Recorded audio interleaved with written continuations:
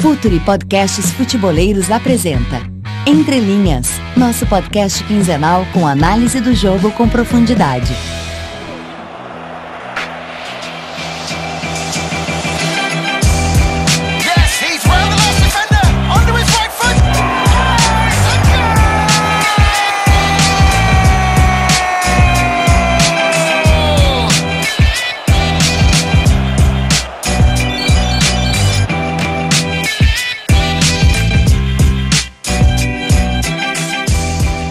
Salve rapaziada, podcast Entre Linhas mais uma vez no ar.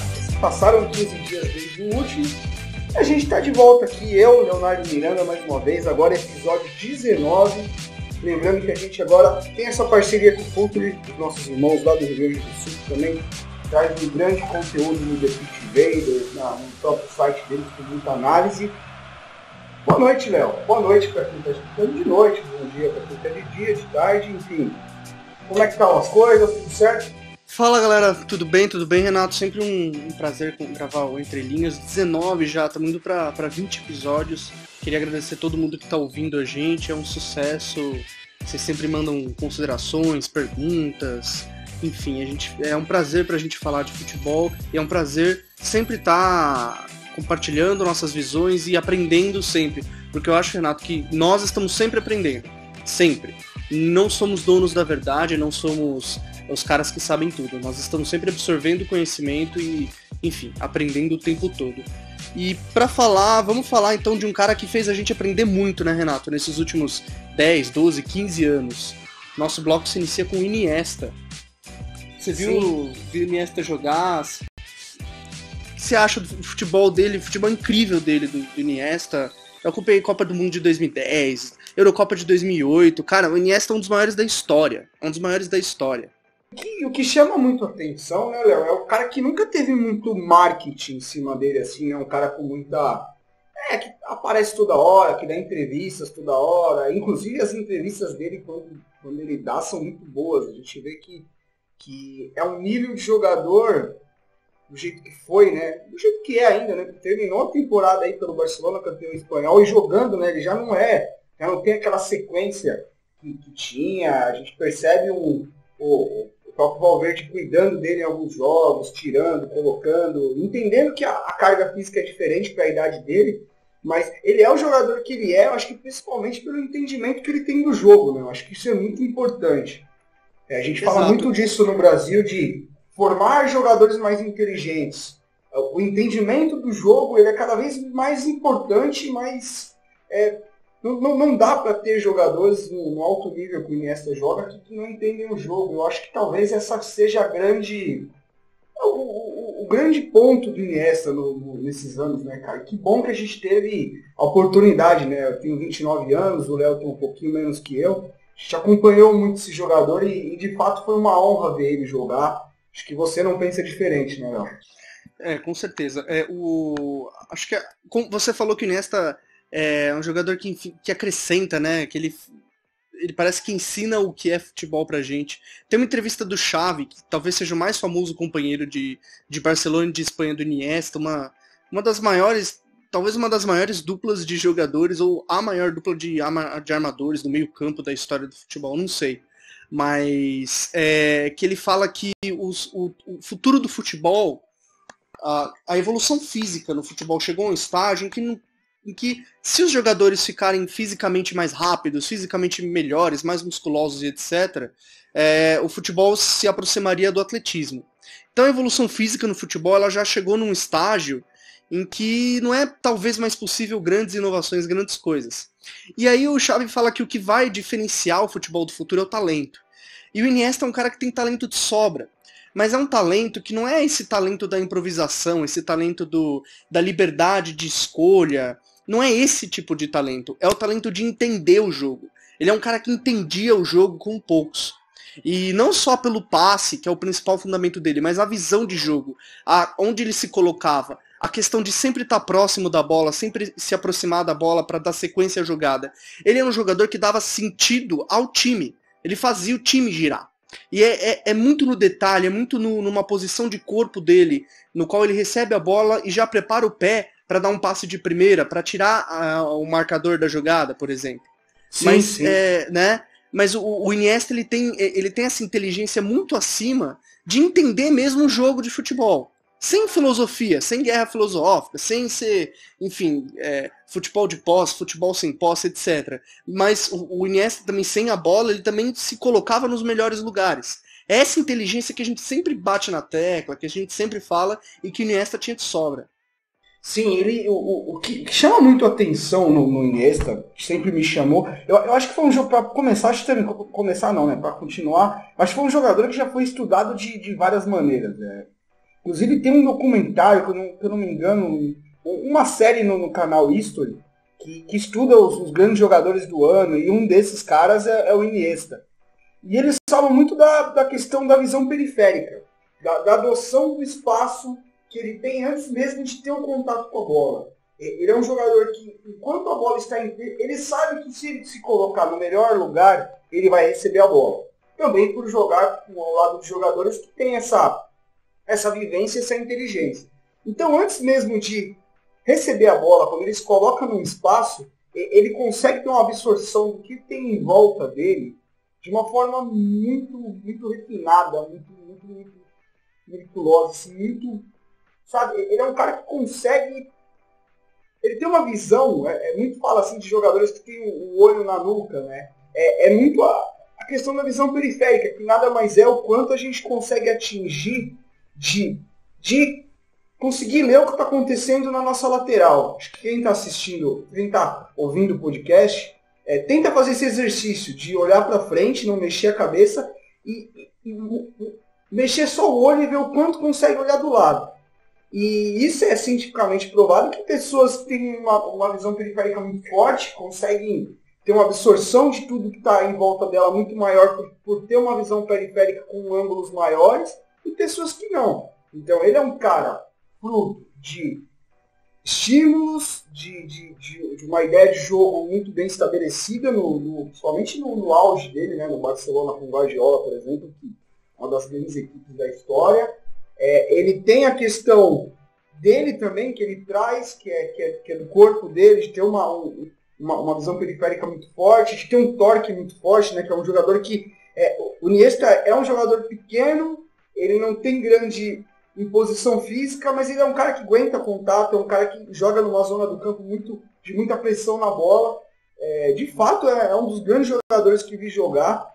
O que mais me chama a atenção é isso, é a questão do tempo, do espaço, de entender o momento certo de se colocar no lugar, de sair do lugar, de abrir uma linha de passe, de ver o que tem em volta dele e a tomada de decisão, né, a escolha. Né, um cara que escolhe... se vocês querem ver a questão de entender um jogador ou outro e fazer a leitura de uma jogada, vejam o gol do Rodrigo, da Espanha, assistência do Iniesta, contra a Alemanha, um amistoso recente. Como o Rodrigo entende aonde a bola vai e ataca o espaço, e como o Iniesta entende que o companheiro vai naquele espaço. Acho que esse gol é muito legal para entender o que é o Iniesta, e já o Iniesta no fim de carreira, né, meu?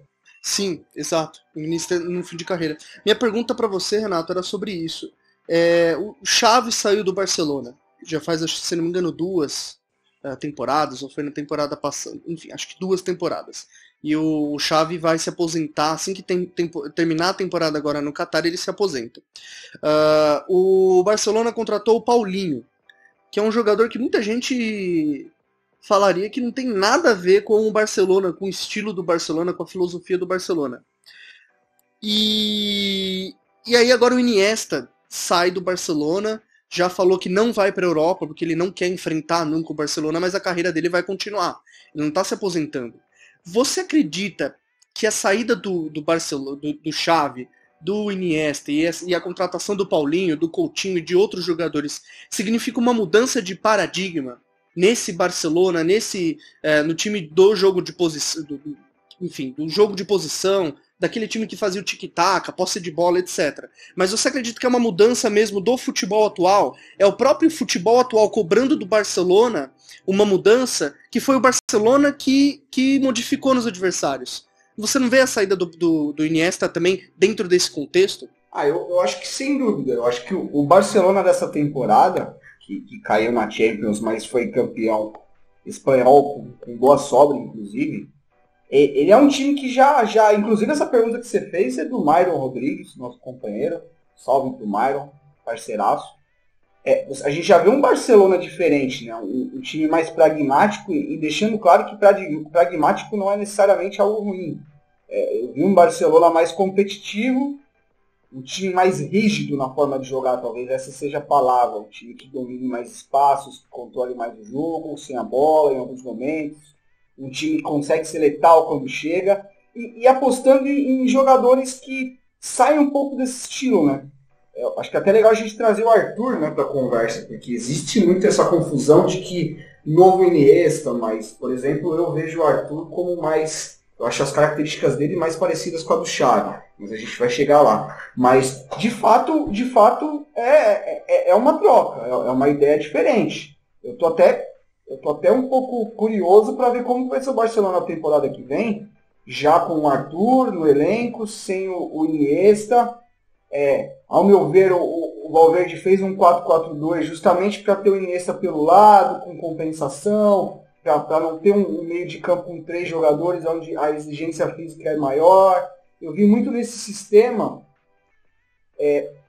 para colocar o Iniesta em jogo. Então eu não sei como que ele vai trabalhar na temporada que vem, se ele vai manter esse modelo, esse sistema. Mas de fato, a gente vê o Paulinho já chegando como um jogador de imposição, de romper linha, de infiltração, de não ter essa questão das associações no meio tão fortes. Mas o Coutinho é um jogador que eu acho que ele bem estimulado, ele pode virar um jogador com muita aproximação, muito jogo curto forte. Eu acho que é um cara que pode, nesse sentido, acrescentar. Eu acho que das contratações, ele e o Arthur, eles têm a ver. Acho que são jogadores que podem trazer essa pauta. Não substituir, esse papo de o substituto de fulano, de ciclano, é até meio chato, né, cara? As pessoas são diferentes, não tem como.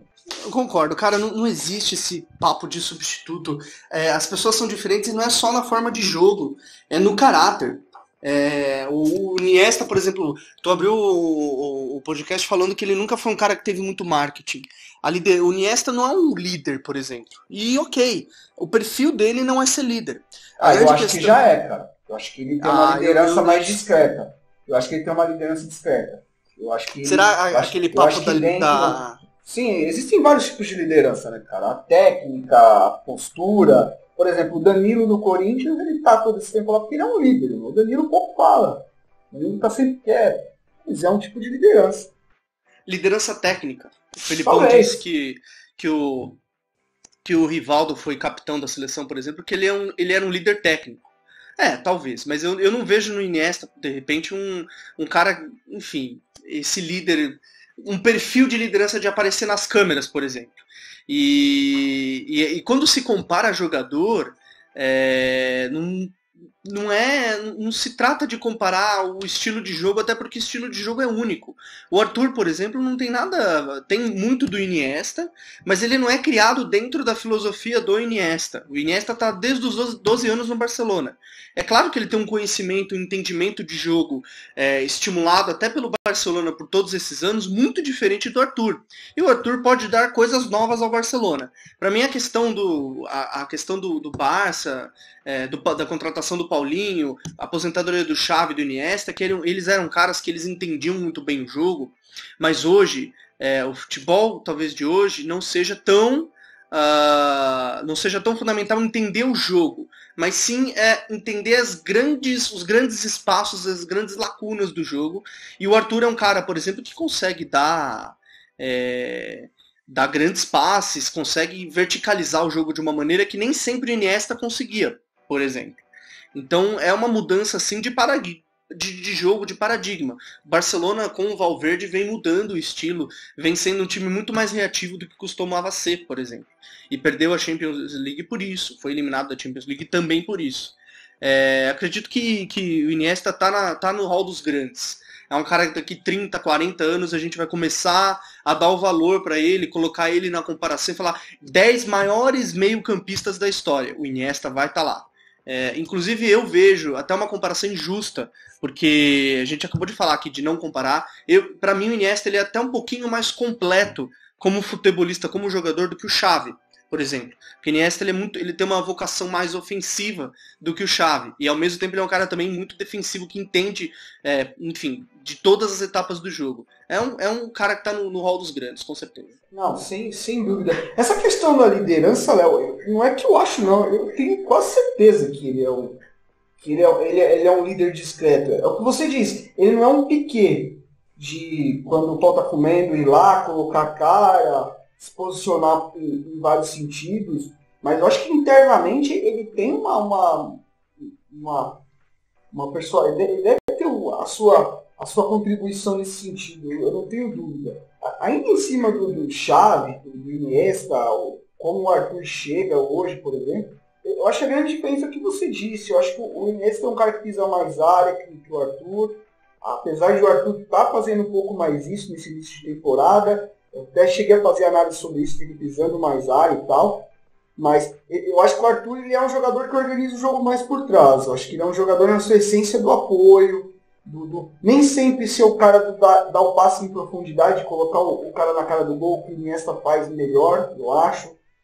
O Arthur está mais parecido com o Xavi, porque uma coisa muito clara no Arthur são os movimentos laterais, para sempre achar uma linha de passe, sempre ser um desafogo para o companheiro, sempre ser o cara que tira a bola da pressão no momento que o meio está muito conturbado. Ele é um cara que consegue proteger muito bem a bola e tirar essa bola de pressão, às vezes clarear a jogada. Às vezes não é um passe vertical que coloca o jogador em condição de acelerar e ir para o gol, mas um passe lateral que tira a bola da pressão, que faz o time ganhar campo do outro lado do campo. Essa é muito a questão. Eu estou muito curioso para ver como é que o Arthur vai chegar, como que ele vai se adaptar. Ele vai ser um menino muito centrado. Tomara que dê certo, porque sem dúvida é um dos caras que a gente mais espera aí no Brasil nos próximos anos. Futuri. Pense o jogo. Bom, pessoal, no primeiro bloco a gente falou do Iniesta, Barcelona, times que vem cantando aí nos últimos anos pelo futebol jogado, pela estética do que é mostrado em campo, e nada mais propício do que o segundo bloco a gente abordar um tema que vem sido muito debatido, está muito à tona no Brasil, a questão do jogar bem. O que é jogar bem? Quais times jogam bem? Quais técnicos fazem os times jogar bem? Qual é o poder da ideia no futebol? Os melhores times são aqueles que têm mais ideias, aqueles que têm mais conceitos ou aqueles que vencem, por exemplo? É um baita de um questionamento e eu queria fazer uma pergunta para você, Renato. Você acha que o Real Madrid jogou bem contra o Bayern de Munique na semana passada, na virada de 2-1 lá na Alemanha? Você acha que o Real Madrid jogou bem? Cara, o Real é um bom exemplo para a gente tratar isso. Eu acho que o Real não vinha jogando bem até um pouco antes. Se a gente for pensar na questão coletiva, de ideia, eu não acho que alguns atropelos que ele deu, por exemplo, ter passado pela Juventus com um agregado forte, com o PSG, foi a realidade dos jogos, por exemplo. Com o PSG, eu achei que o PSG teve muita chance. Eu acho que o Zidane foi muito bem quando ele coloca o Vasquez e o Asensio para fechar os lados do campo. Contra o PSG o time foi muito bem. Mas o Real ele tem uma coisa, cara, que é um nível de confiança, um nível de futebol jogado, um nível de jogadores que conseguem em vários momentos se verem numa situação ruim, mas resolverem. Mas eu não sei qual é a sua visão sobre isso, mas de fato é um bom exemplo. Eu não consigo me convencer com o Real Madrid nessa temporada, como me convenci na passada, por exemplo. Eu achei que a temporada passada o Real Madrid foi muito convincente, um volume muito forte de jogo, time que se moldava muito ao adversário, muito mérito do Zidane por isso. Mas essa temporada eu não consegui ver assim. O início dela é muito bom, de fato, ganhando do Barcelona, acho que na Supercopa da Espanha, né, se eu não me engano. Isso. E depois eu não achei que manteve desempenho assim, tanto que no Campeonato Espanhol oscilou muito, e aí em algum momento colocou foco total na Champions e segue vivo aí. E apesar de tudo, pela força que esse time tem, por ser um time muito seguro, um time que entende muito a questão do mata-mata, eu acho que é um dos tá na semifinal, já foi muito bem contra o Bayern em questão do resultado e é um dos... Deve chegar aí de novo muito forte, mas eu não sei o que você acha nesse sentido. Eu acredito que o jogar bem, a questão do jogar bem, ela vai muito da proposta. Como você falou, o Real Madrid... Poxa, o Real Madrid não jogou bem contra o Bayern de Munique e venceu. Porque a proposta do Real Madrid é vencer. E aí ele usa dos artifícios, dos fatos que ele tem para vencer. Uma coisa que quando se analisa futebol, quando se pensa futebol, se esquece muitas vezes, é que todo treinador, todo clube, toda comissão técnica tem um objetivo, tem uma forma de ver futebol. Quando se cobra algo além daquela visão do treinador, além daquilo, o risco da gente estar sendo injusto ou de estar sendo até utópico, cobrando uma coisa que não existe, é muito grande. Então, a questão do jogar bem vai muito da proposta que o treinador tem. E ainda falta entender qual é a proposta. Até a imprensa pouco pergunta sobre a proposta dos treinadores. Por que os treinadores colocam tal jogador? Por que um treinador é visto como mais defensivo do que o outro? O futebol gira em torno de proposta e o quanto se aplica daquela proposta ou não. Não dá para cobrar que todo time jogue como o Barcelona, por exemplo, do bloco anterior. Porque nem todo técnico pensa futebol daquela forma. Nem todo mundo pensa futebol daquela forma. E às vezes não tem nem as peças para isso também. Exato, e não tem as peças. É muito mérito de um treinador chegar, e a gente tem até uma pergunta sobre isso aqui no Twitter, eu já vou achar aqui, mas é até pensar que, para mim, o grande treinador é o cara que chega e entende, é o Vitor Kellner que pede aqui. Ele pergunta, inclusive, se o treinador tem que ter seu esquema e seu modelo, ele tem que se adaptar a partir do elenco que ele chega. Eu acho que é um mix, não é uma verdade absoluta para um lado nem para o outro. Eu acho que tem muito essa questão de se adaptar ao que tem. E, eu chego num clube onde só tem jogadores com qualidade de reação, de puxar transição, pouco jogador que controle muito a bola, que tem um jogo curto forte. Por que eu vou tentar implantar de cara um jogo de apoio, de posse, de dominância com a bola, de bola no chão? Não faz sentido. Você não vai conseguir nem sustentar a sua continuidade no clube. Eu acho que o bom treinador é o que chega, faz a leitura, emplaca algumas coisas importantes para competir de igual com os outros e que ele tenha, com o decorrer do tempo, qualidade para começar a implantar coisas novas e ensinar coisas novas também para os jogadores. Porque eu também não acho que você tem que ficar em cima de um modelo só e com isso. Vira um samba de uma nota só. Vira um jogo previsível. Então, eu acho que a questão do jogar bem no Brasil, a gente precisa fazer uma separação.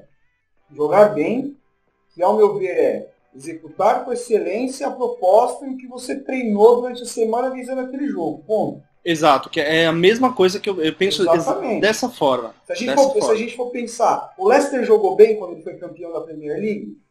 Para mim, jogou bem.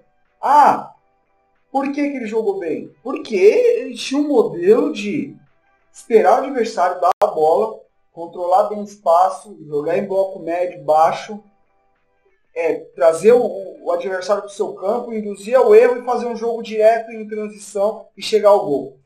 Ele cumpriu isso, deixa a Premier League inteira, e se não tivesse feito isso com regularidade, apesar de muita gente também não ter quisto jogar, não quis ganhar o título, né, que esse campeonato teve umas coisas diferentes, mas ele executou. Agora, isso é jogar bonito, Renato? O cara vai me perguntar. Aí, amigo, aí é que nem aquela coisinha que a gente tem atrás da gente. Cada um tem o seu, não tem como.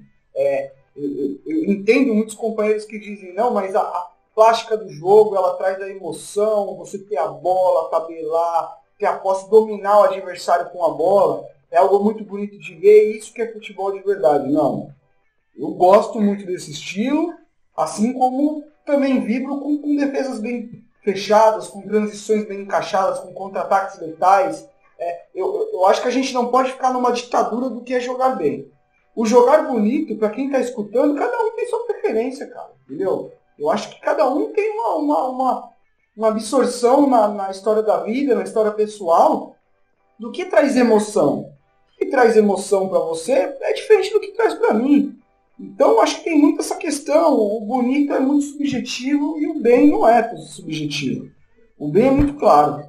Jogar bem não significa jogar bonito, né? A confusão é muito grande. Jogar bem não é jogar bonito. Um time pode estar jogando muito bonito e estar jogando mal, por exemplo.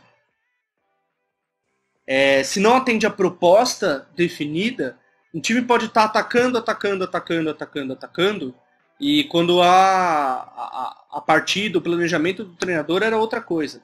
Então a questão é, estética, o que é bonito, o que é feio, é uma coisa muito subjetiva e muito pessoal para se simplesmente colocar um ponto final e dizer que só o Barcelona, só o Fernando Diniz, só isso, só aquilo faz o bem feito. E o jogar bem vai de a proposta, o quanto se aproxima da excelência, o quanto se aproxima de cumprir com totalidade uma proposta de futebol. Até levando pro Fernando Diniz e depois falando das perguntas que a gente tem aqui recebeu no Twitter, o Fernando Diniz é um cara que está acendendo esse debate no Brasil, muito porque os times dele já têm essa beleza de ter a bola sempre no pé, de jogar sempre bonito. Mas será que os times do Fernando Diniz jogam sempre bem? O Audax do Fernando Diniz, por exemplo, era um time que tinha bola e nunca conseguia classificar no Paulista porque não era incisivo, não era vertical no ataque. Talvez não era muito... Até o ano que chegou na final não era tão competitivo. Né? Não era tão competitivo. Por exemplo, o Grêmio, ao meu ver, hoje é o time que melhor joga com a bola, é um time competitivo mesmo com esse jogo. E para mim a grande questão, Léo, é que o futebol ele precisa de contrapontos. Eu acho que é muito legal você ver um Grêmio e Atlético Paranaense, claro que deixando a estética de fora. Eu não estou falando de algo pessoal. Isso que a pessoa está escutando a gente, quero que entenda, eu não estou colocando uma preferência. Eu, de fato, eu prefiro o jogo com ideias. Sejam elas quais são, entendeu? Eu não gosto do jogo pobre, do jogo aleatório, que vamos lá, vamos, e não tem ideia nenhuma por trás. Mas eu acho que o legal do Grêmio e Atlético Paranaense é mostrar que no Brasil, numa época que a gente vive um jogo reativo, onde a gente se defende melhor do que ataca, e tem duas equipes que não abrem mão de ter a posse de bola, elas mostram que dá para ter outra coisa. E eu acho que a grande questão é essa. O futebol, ela é uma imposição de ideias, ele é um embate de ideias. Já pensou se todo mundo... Tá chato o Brasil por quê? Porque todo mundo joga fechado no contra-ataque. Mas se todo mundo jogar com a bola, tocando posse, aí tocou a bola, posse, também não seria algo legal, pelo menos na minha opinião. Eu acho que o legal é quando tem essa troca. Pô, hoje vai jogar o time do Guardiola com a posse contra o time do Simeone, que é um time que se fecha, que tem uma força mental muito forte. Pô, vamos assistir esse jogo. Quem que vai se dar melhor? A proposta da posse ou o time que é muito aguerrido, briga por cada espaço de campo, que se fecha muito bem.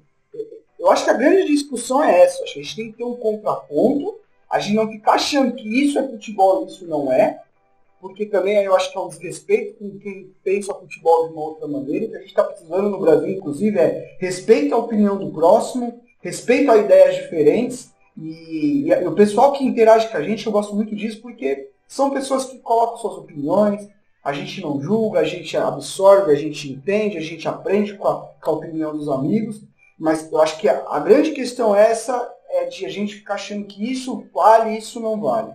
Eu acho que existem várias maneiras de se ganhar, de se perder, de se jogar bem, de se não se jogar bem, e é por aí, né, cara? Exato. O pessoal aqui, o Gustavo Pelar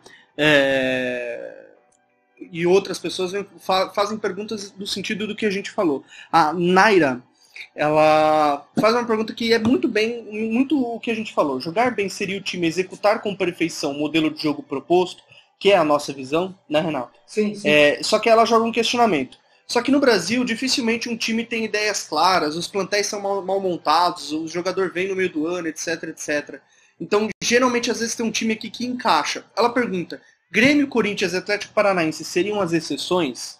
Respondendo da minha parte, eu acredito que o Atlético Paranaense está num projeto novo, numa nova iniciativa, e ainda é muito cedo para avaliar. É muito cedo. O Atlético Paranaense não jogou nem 5 partidas oficiais no ano. É muito cedo para avaliar. E Grêmio e Corinthians, curiosamente, são os times que têm. O Corinthians, claro, com uma linha de pensamento de anos e anos, mas Grêmio e Corinthians são os clubes que mais têm os técnicos no cargo, que têm como uma ideia há muito tempo. Então é natural que eles sejam os times que melhor joguem ou que conseguem sair das dificuldades aqui, pelo tempo de trabalho, que é uma coisa que a gente não falou. O tempo de trabalho não significa nunca demitir o técnico, não é isso. Mas é preciso pelo menos de um tempo para entender e avaliar.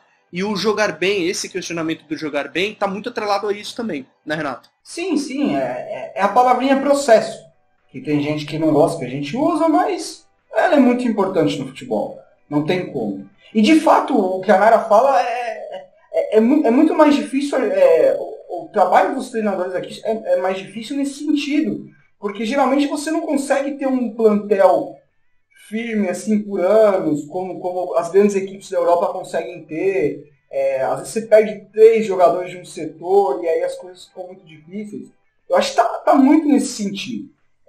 Inclusive vou mandar um salve aqui pro Camilo, que falou pra gente aqui, que sempre escuta. Ele falou de contratações do Barça para melhorar, para trocar no lugar do Iniesta e tal, mas a gente já falou um pouco disso no bloco. Aqui o Mário Vasconcelos também, que o Corinthians é muito efetivo, isso é um sinônimo de jogar bem. Eu acho de fato, você pode não gostar da proposta do Corinthians, que eu também acho que o Corinthians não é um time essencialmente reativo, como todo mundo fala. Eu acho que é um time que consegue equilibrar as duas coisas, não sei o que você pensa, né? Porque, por exemplo, deu um gol contra o Paraná de uma posse longa, jogo contra o Vasco ano passado, acho que é um time mais vertical, não reativo. Um salve aqui também pro Ranieri Medeiros, está sempre com a gente, o Daniel Lima, o pessoal do Futre está dando um salve aqui também, no Twitter deles, o Helder Gomes, que sempre fala com a gente. Mas eu acho que a grande questão, a gente tem que começar a entender isso. Pô, esse time faz a proposta, esse time tem como proposta o quê? Ele executa bem? Não executa. Esse time só joga no contra-ataque, mas ele executa bem? Executa. Mas eu não gosto do estilo de jogo. Então ele joga bem numa percepção, mas não é o tipo de jogo que te agrada, que te absorve. Acho que essa é a grande questão e a briga é sempre por um futebol brasileiro mais rico. Independente das ideias, do que a proposta é de ter uma ideia por trás, né? A gente sempre cobra um pouco até nos nossos textos, nas nossas análises, um pouco nesse sentido, né? Exato. Pensar futebol, analisar futebol, o gosto pessoal, pelo menos da nossa parte, que temos esse papel, ou essa tentativa de trazer um pouquinho mais, de colocar um pouquinho mais de pensamento no jogo, a gente não pode confundir gosto pessoal com juízo de valor. Então, um time pode jogar bem, o Atlético de Madrid, o Leicester e tantos outros times jogaram muito bem várias temporadas e desagradavam aqueles que queriam futebol com a bola nos pés. E, ao mesmo tempo, o futebol com a bola nos pés desagradava, por exemplo, quem é de uma cultura que cobra mais organização defensiva, mais ações defensivas. É tudo uma questão de gosto que é muito subjetivo. Mas o jogar bem não está atrelado a isso. E quando um time joga bem e não atende, por exemplo, ao gosto estético do torcedor, isso não é um demérito. E isso não pode ser visto como um demérito. Vai, de novo, proposta do treinador. O quanto essa proposta está perto do que o treinador quer e tudo mais. Não, de fato. Acho que a gente pensa parecido nesse sentido. Bom, a gente fica por aqui, galera. Obrigado aí para quem está escutando até o final. Inclusive, muita gente manda mensagem depois. #Guerreiro. Um salve para todo mundo que acompanha, que elogia, que critica. É sempre muito importante ter vocês com a gente. Não esqueçam de assinar o feed do Futre, que é quem posta o nosso podcast. Acompanhar eles na rede social, escutar o The Pitch Invaders. E é sempre um prazer, Léo, estar contigo. Até daqui 15 dias, né? Até daqui 15 dias. Muito obrigado por todo mundo que está ouvindo. #Guerreiro, se você ouviu até aqui. E até 15 dias, até a próxima. Um abração. Tchau, pessoal. Valeu!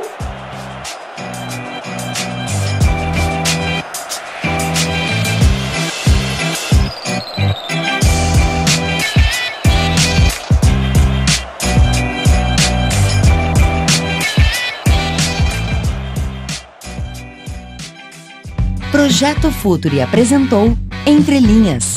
Acesse www.futuri.com.br. Pense o jogo.